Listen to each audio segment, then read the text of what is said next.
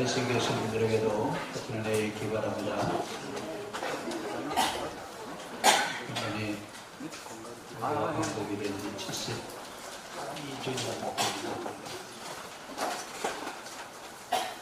이스라엘은 바벨론에서 70년 종살이하고 해방이 됐는데 우리는 70년이 넘어도 아직 해방될 기미가 보이지 않고 있습니다. 오늘 이스라엘 백성들은 바벨론에서 포로로 돌아오면서 그들이 뭐라고 얘기하냐면 꿈을 꾸는 것. 우리도 이런 날이 좀 속히 왔으면 좋겠습니다. 왜 우리나라가 속히 이렇게 되지 않는지 우리는 여러 가지 이유를 들어서 설명할 수 있습니다만 책임은 우리에게 있습니다. 우리 그리스도인들이 하나님이 원하시는 대로 바르게 살기만 한다면 주님이 우리의 기도를 들으시고 우리에게도 이런 날이 오게 하실 줄 통일이 속히 오기를 우리 기도하는데 왜 통일이 속히 와야 되냐면 북한에 있는 우리 동포들이 악이 지배하는 세력 속에서 지금 어둠 속에 살고 있는 그런 암흑의 삶을 지금 살고 있습니다. 근데 우리는 우리만 밝은 빛에서 살면 되고 그들은 그렇게 살지 않아도 된다라고 하는 어떤 이런 생각들이 굳어져가는 것 같아요. 얼마 전에 그 신문에서 결론에서 여론조사를 했습니다. 우리나라가 통일이 돼야 되겠느냐라고 물었더니 50대, 60대는 통일이 돼야 된다고 그러는데 30대, 40대는 안 돼도 괜찮다. 왜냐하면 지금 이렇게 사는 것도 괜찮대요. 이건 참 아니다. 우리 민족이 5천년의 역사를 가지고 있는데 숱한 역사 속에서 참 어려움을 많이 겪었습니다. 그런데 세계에서 유일하게 5천년 이상 존재한 나라는 대한민국밖에 없어요. 이렇게 유구한 역사를 가지고 있는 우리 민족인데 숱한 순환과 고난 속에서도 우리 민족은 없어지지 않고 지금까지 존재해 왔습니다. 왜 하나님이 이렇게 오랫동안 우리 민족을 이렇게 존재하게 하는지 그 이유를 우리나라 역사를 공부하고 나니까 좀 보여요. 분명히 하나님은 우리나라를 통해서 무언가 하실 일이 있구나. 자, 그 일을 위해서 하나님이 지금 기다리고 계신데 우리는 하나님의 뜻이 우리 가운데 이루어지고 저 북한에 있는 악의 세력이 빨리 물러가서 남북이 통일이 되어서 우리 모두가 다 함께 자유롭게 사는 그런 하나님의 나라를 이 땅에 이룰 수 있는 그런 나라가 되기를 원하는 그런 생각이 우리에게는 없는 것 같아요. 더 안타까운 것은 어떻게 됐든 예수 믿고 천당만 가면 되는 거지 나라가 통일이 되든 말든 무슨 소용이 있느냐 이렇게까지 포기하고 사는 분들도 있습니다. 오늘 우리는 분단된 나라, 반쪽 나라인데 그것도 이념이 달라요. 사상이 달라서 남쪽의 민주주의와 북쪽에 있는 공산주의 체제 안에 있는 1인 독재 체제 안에 두 체제를 가지고 있는데 원래 우리 민족은 한 민족입니다. 그런데 두 사상으로 갈라져 있어서 이제 통일이 되고 난 뒤에 어떻게 우리가 사상을 하나로 묶어갈 수 있을까? 이거 생각하니까 야 이거 참 큰일이다. 이건 교회가 이 일을 해야지 정치권에서도 할 수 없고 교육계에서도 이 일을 할 수 없겠구나. 그러면 교회는 지금 통일이 되면 어떻게 우리가 남북이 하나 되어져서 하나로 하나님을 섬기며 살아갈 수 있을까? 교회는 대비하고 있을까? 여러분 만약에 우리가 지금 통일이 됐다고 한다면 북한에 있는 동포들을 내 식구처럼 여러분 맞이할 수 있어. 우리 옆 사람한테 물어보세요.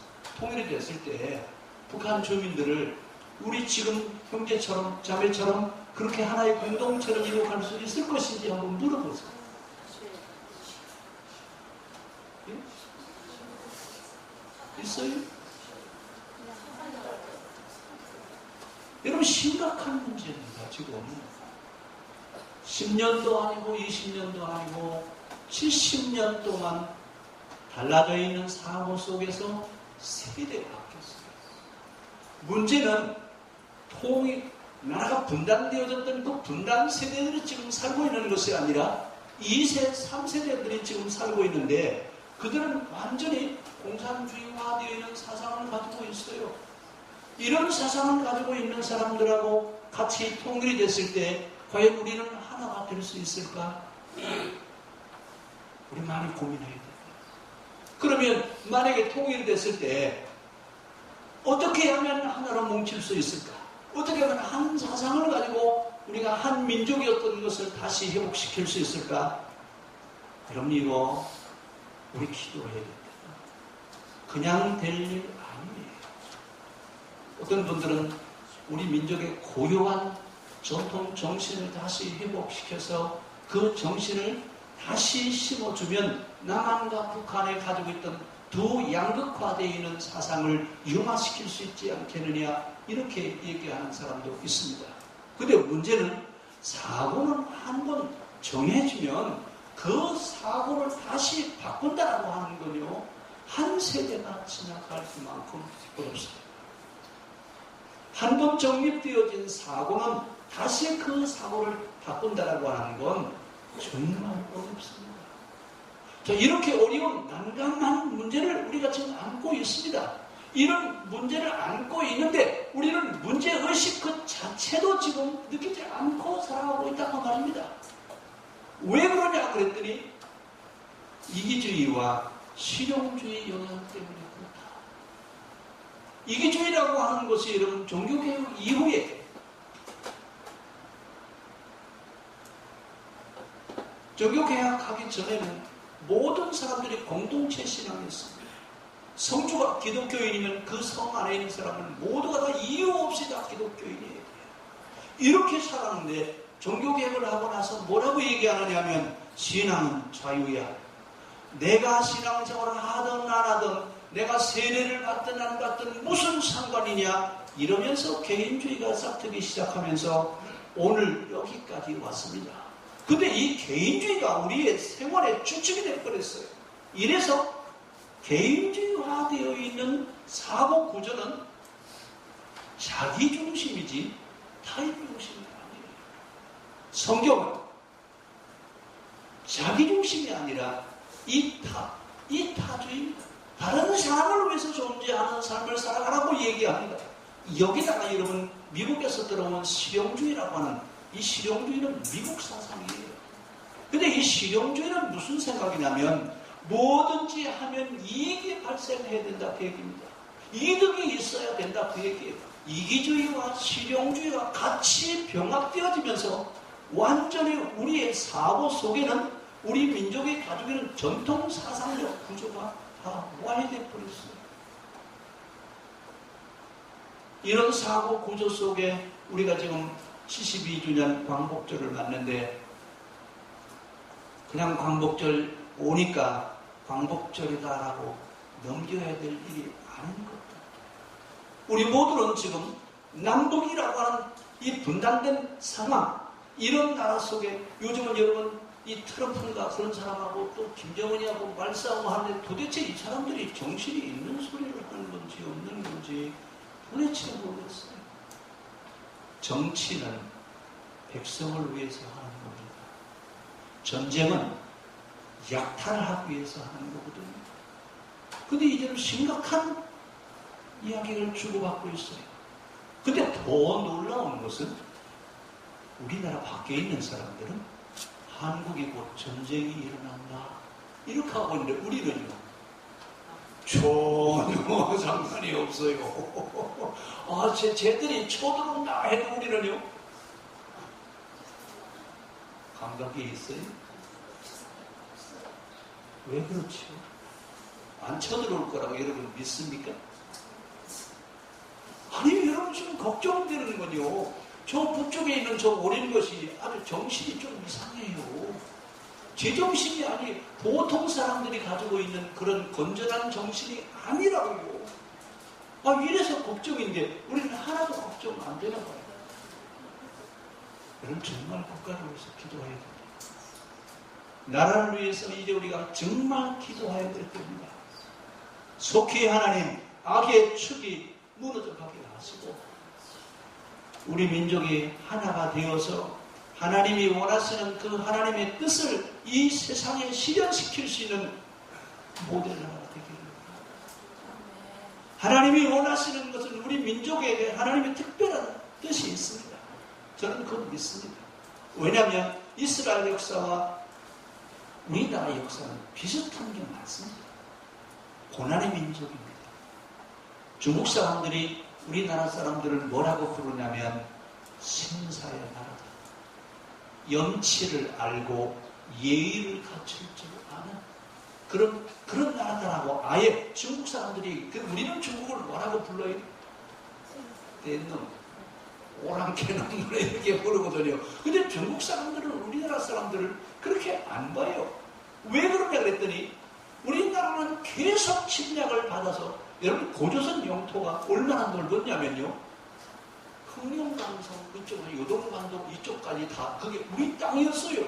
근데 하도 맨날 쳐들어오니까 쫓겨오고 그러다 어디까지 왔어요? 반도 코너까지 와 있어요 지금.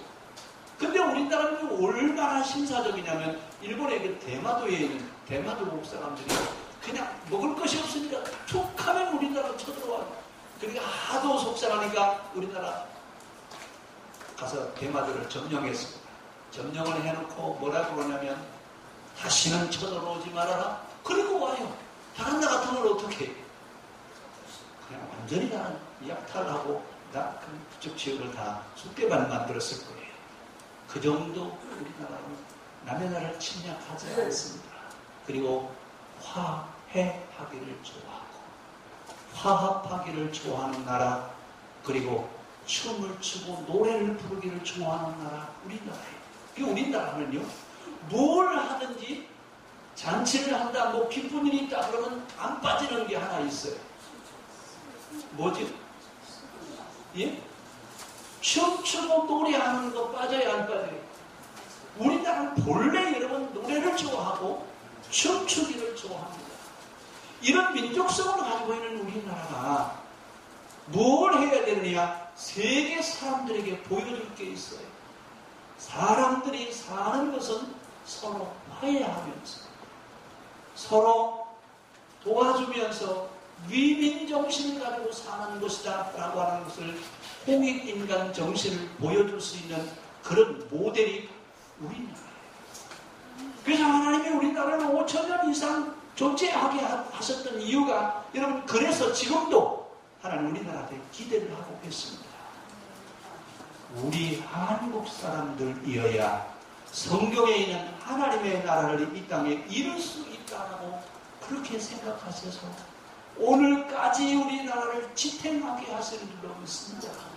그럼 이제 우리는 거기에 합당한 생각을 가지고 신앙적인 대응을 해야 되지 않겠느냐 그 말입니다. 신앙적인 대비를 해야 되지 않느냐 그 말이에요. 예수 믿고 천당 가라고 하는 이런 식의 이원론적 사고 구조의 복음 전함이 이제 그만해야 되고요. 이제는 뭐라고 해야 돼요? 주님, 우리 이 민족, 우리 나라를 통해서 세계 모든 나라에 행복하게 살아가는 것을 보여주기를 원합니다.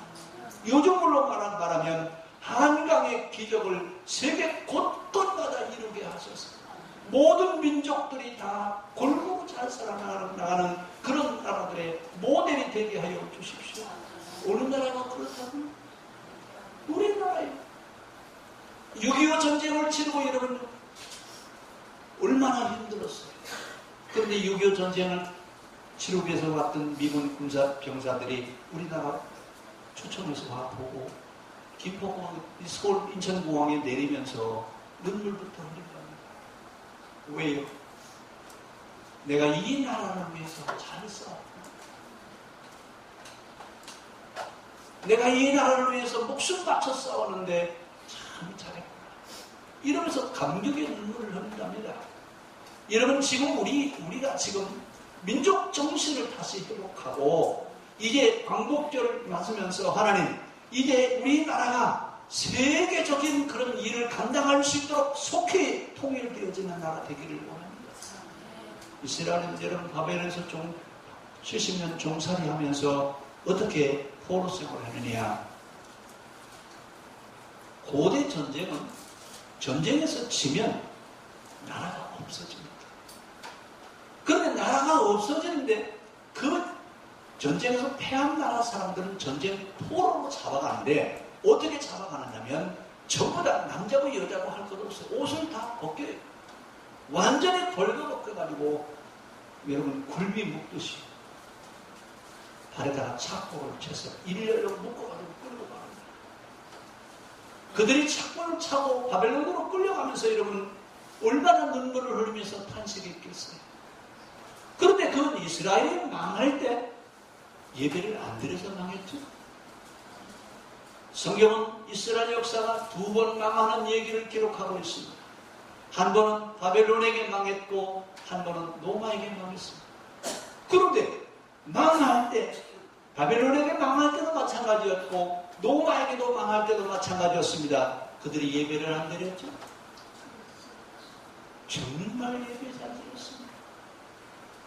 얼마나 예배를 잘 드렸느냐면 이사야나 다른 예언자, 호세아나 이런 예언자들이 뭐라고 그러냐면 제단에서 드리는 저 연기 냄새 맡기 싫다. 누가 성전의 문을 좀 걸어 잠궜으면 좋겠다. 이럴 정도로 여러분 예배에 열심이었습니다. 그런데 예배를 안 드려서 망한 것이 아니라 잘못된 예배를 드리다가 그들은 망했습니다. 여러분 중요한 것은 지금 교회가 없어서 위기가 아니에요. 교회가 무엇을 해야 되고 교회가 어디로 가야 되는데 방향을 잃어버렸기 때문에 문제라는 얘기입니다. 이제 광복 72주년 맞이하는 우리들이 다시 한번 생각해 볼 수 있는 기회가 됐으면 좋겠습니다. 교회가 없습니까? 예배를 안 드립니까? 아니면 교회에 성도들이 없습니까?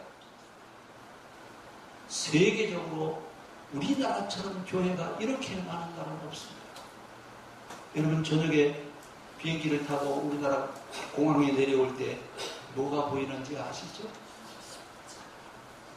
외국 사람들이 다 놀라요. 한국이 기독교 나라입니까? 한국은 다종교 사회예요. 그런데 밤중만 되면 여러분 뭐가 다 보여요? 십자가 보입니다. 기독교 나라도 여러분 이렇게 십자가가 많이 보이지 않습니다. 그러면 교회들이 이렇게 많은데 교회가 무엇을 해야 될 것이냐라고 하는 얘기입니다. 이제 이스라엘이 바벨론에서 종살이 하면서 그들이 무엇을 어떻게 했는지 한번 다시 보면서 이제 우리가 광복절을 맞으면서 이제라도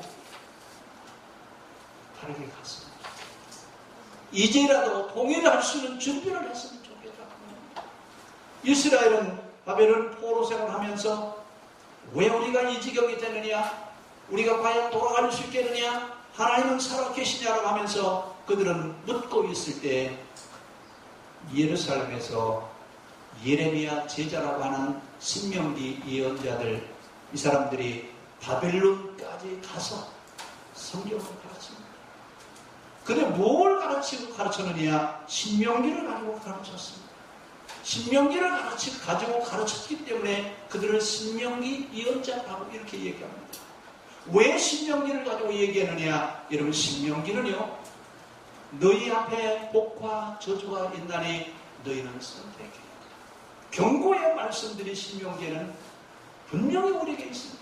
너희가 말씀대로 살면 하나님이 너희를 흥하게 할 것이다. 너희가 말씀대로 살지 않으면 망할 것이라 분명히 예언자들을 통해서 말씀하셨는데 그들은 그 말씀에 귀를 기울이지 않았습니다. 망하고 나서 신명기 예언자들이 신명기를 가지고 말씀을 가르칠 때 그들은 땅을 치며 통곡합니다. 왜 그때 예언자들이 부르짖을 때 왜 우리가 그 말씀을 듣지 않았던가 이러면서 후회하기 시작합니다. 왜 그랬습니까? 잘못 가르쳐서 그렇습니다. 잘 몰라서 그들은 지금 이 지경이 된 겁니다. 언제 가서 알았어요? 망하고 나서 알았어요. 망하고 나서 여러분 그들이 잘못 배워서 잘못 가르침을 받아서 우리의 신앙이 잘못돼서 이 지경이 됐다라고 하는 것을 그때서 깨닫고 나서 그들은 주경야독합니다. 낮에는 전쟁 포로이기 때문에 일하는 기계입니다. 밤에는 회당에 모여서 성경을 공부합니다. 근데 여러분 요즘 우리 이렇게 더웠잖아요. 거기도 역시 덥습니다. 낮에 얼마나 더워요. 그렇게 더운 데서 일을 하루 종일 하고 밤에는 피곤하잖아요. 좀 쉬셔야 되잖아요. 근데 어디로 모인다고요? 회당에 모여서 성경을 공부하면서 통회하며 작곡합니다. 하나님, 이미 우리에게 이렇게 말씀을 주셨는데도 불구하고 우리가 그 말씀대로 살지 못한 것을 하나님 용서하여 주시옵소서.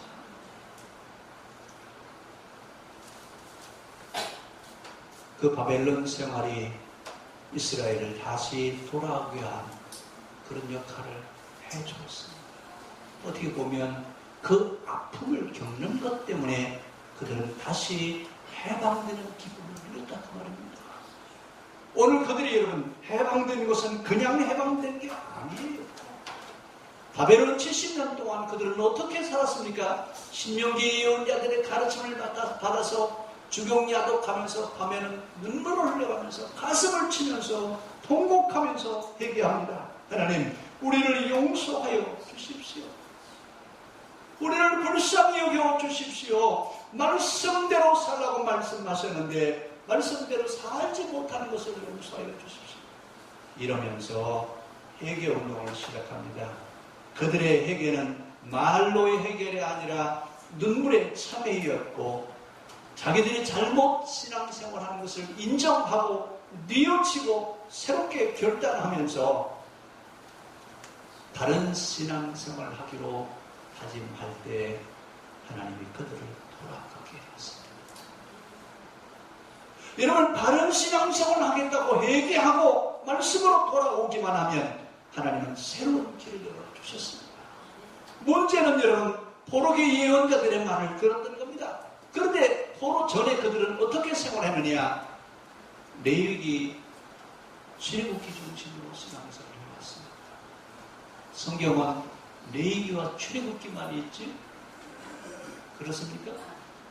창세기, 출애굽기, 레위기, 민수기, 신명기, 역사서, 시가서, 예언서 다 있습니다.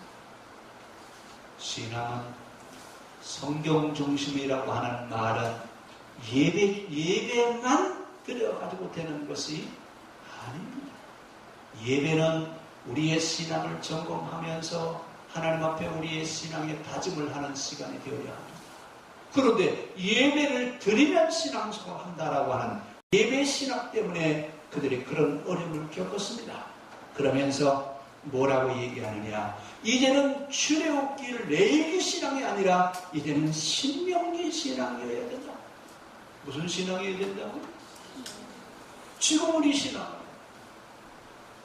출애굽기 레위기 신앙 신명기 신앙으로 돌아가야 됩니다.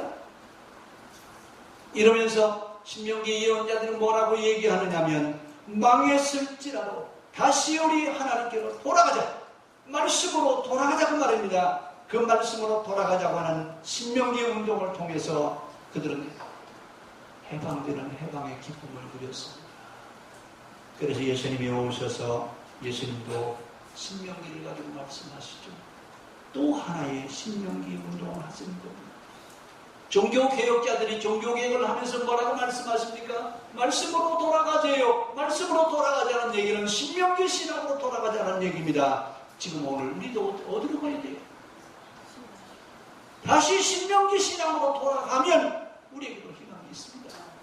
여러분, 우리 모든 교회들이, 모든 성도들의 신앙이 이제는 예배 신앙에서 말씀 신앙으로 돌아갈 때 하나님은 다시 한번 역사의 기적을 일으켜 주실 줄로 믿습니다. 오늘 종살이하는 그들에게 70년이라고 하는 긴 시간 동안 종사를 했습니다. 그 70년이라고 하는 시간은 정확한 70년은 아닙니다. 71회를 가르쳐서 하는 이야기인데, 왜 그러면 71회 동안 살았느냐? 안식년을 지키지 않은 71회 동안 종사를 했습니다. 그래서 그들은 뭐라고 해요? 이제 우리가 돌아가면 안식일을 철저히 지켜야 되겠다. 그리고 돌아와서 여러분 안식일을 잘 지켰어요? 안 지켰어요? 예? 안식일을 지켰는데 안식일 정신은 무슨 이야기냐면 신앙의 의식과 형식은 있는데 신앙의 정신은 잃어버렸어요. 이것이 신구약 중간기 500년입니다. 그러니까 무슨 이야기냐면 신앙 정신을 잃어버린 의식과 형식 중심의 신앙생활을 500년 해오다가 또 망했잖아요. 그런데 지금 우리의 신앙은 어떻습니까? 지금 우리의 신앙은 처음 망할 때나 두 번째 망할 때나 종교개혁이 일어날 때 신앙이나 지금 신앙이나 똑같다. 이렇게 얘기해도 틀리지 않습니다. 이제 우리는 광복절을 맞으면서 우리의 신앙이 이제 다시 한번 말씀으로 돌아가는 그런 역사가 있기를 바랍니다. 하나님은 말씀으로 돌아가기만 하면 하나님은 역사하셨습니다. 근데 이스라엘이 바벨론에서 종살이 할 때 종살이 하고 있는 그들을 해방시킨 사람은 누구냐면 페르시아의 고레스 왕입니다. 페르시아 고레스는 하나님을 잘 믿는 사람이에요. 그렇죠? 놀랍게도 여러분, 이스라엘이 회개하고 바른 신앙으로 돌아와 있을 때 의의 인물을 통해서 하나님이 이스라엘을 해방시켜 주셨습니다. 하나님이 쓰시는 사람은요, 우리가 생각할 수 없는 사람들을 들어서 사용해 주셨습니다. 오늘 이스라엘이 고레스 칙령에 의해서 돌아올 때 그 불렀던 내용이 시편 126편입니다. 시편 126편 오늘 본문 말씀은 바벨론에서 이스라엘을 돌아오면서 불렀던 찬송의 내용이 바로 시편 126편입니다. 그런데 누가 돌아가게 했어요? 하나님은 고레스를 사용하셨어요. 하나님은 고레스의 마음을 움직이셔서 이스라엘을 돌려보내는데 놀라웠게 여러분, 이스라엘이 바벨론 포로로 붙잡혀갈 때 성전에 있었던 기물들을 바벨론은 창고에다가 그대로 보관해놨어요. 이건 기적이에요. 전쟁 노량물은요, 금이나 음이나 이런 것들은 가져가면 다 녹여버립니다. 녹여가지고 자기들에게 맞는 것을 만들어 다시 재사용하는데 이스라엘 성전에서 가져간 기물들을 그대로 보관했다가 이스라엘이 다시 그 기물을 가지고 돌아오게 만드셨습니다. 이런 기적을 일으키시는 분이 하나님이십니다. 여러분, 안진뱅이가 소경이 일어나는 것보다도 더 큰 기적을 이루시는 분이 하나님이십니다. 오늘 이스라엘은 깊은 절망감에 빠져서 이제 우리가 돌아갈 수 있겠느냐 그러고 있을 때 하나님 뭐라고 말씀하시냐면 고레스에게 칙령을 내리게 하셔서 이스라엘아 너희는 돌아가. 근데 그때 바벨론은 제2 바벨탑을 쌓던 시대였습니다. 그런데 그 제2 바벨탑을 쌓던 바벨론을 누구와 어느 나라하고 전쟁했어요? 페르시아하고 전쟁을 해서 페르시아가 바벨론을 이겼어요. 이러고 나서 페르시아 왕 고레스가 돌아가라, 이스라엘은 다시 돌아가라 라고 말씀하시는데 왜 이스라엘을 돌아가게 하느냐? 바벨론 나라는 성을 쌓아서 망하지 않으려고 했는데 고레스는 뭐라고 생각하느냐? 애굽이 분명히 이제 세력이 확장되어지면 페르시아를 쳐들어올 것이다. 그 방패막이로 이스라엘을 사용하면 되겠다. 이런 생각을 가지고 이스라엘을 다시 돌아가게 하는 겁니다. 그러면서 다시 돌아가서 너희 나라를 재건하라고 말씀하시는데 나라를 다시 재건한다? 망했던 나라가 다시 세워진다? 역사의 기적. 이래서 그들은 돌아와서 나라를 다시 세우면서 뭐라고 얘기하느냐면 하나님은 살아계십니다.